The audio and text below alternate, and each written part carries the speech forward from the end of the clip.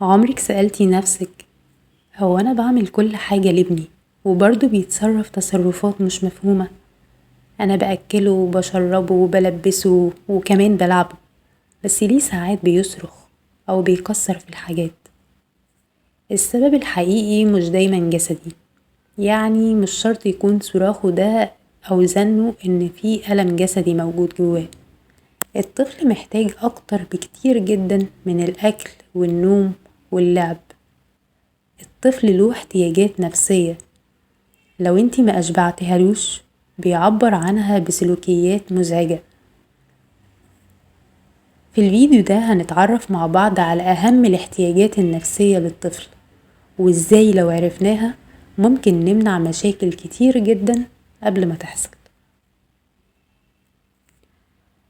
أي بني آدم في الدنيا ليه احتياجات، الطفل كمان ليه احتياجات داخلية، لو ما خدهاش بيبدأ يعبر عنها بسلوك.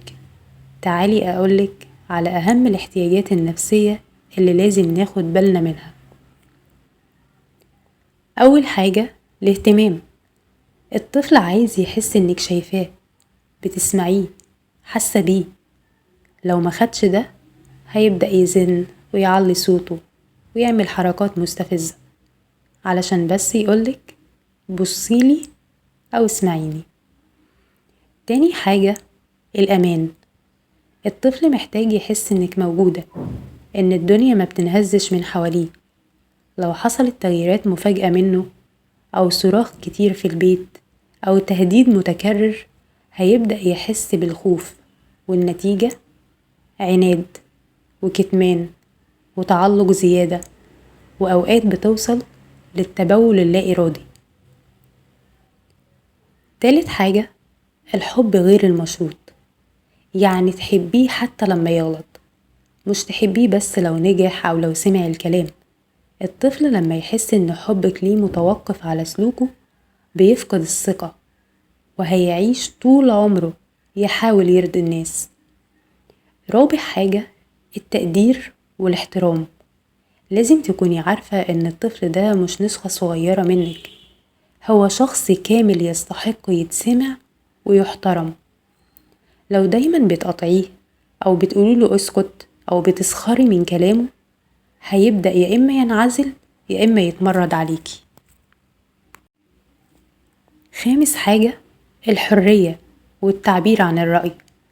حتى الطفل الصغير محتاج يحس إن ليه صوت. لو دايما كل حاجة مفروضة عليه هيبدأ يعند أو يكذب، كل ده علشان يقولك بس إنه حر، لأنه محتاج يحس الإحساس ده.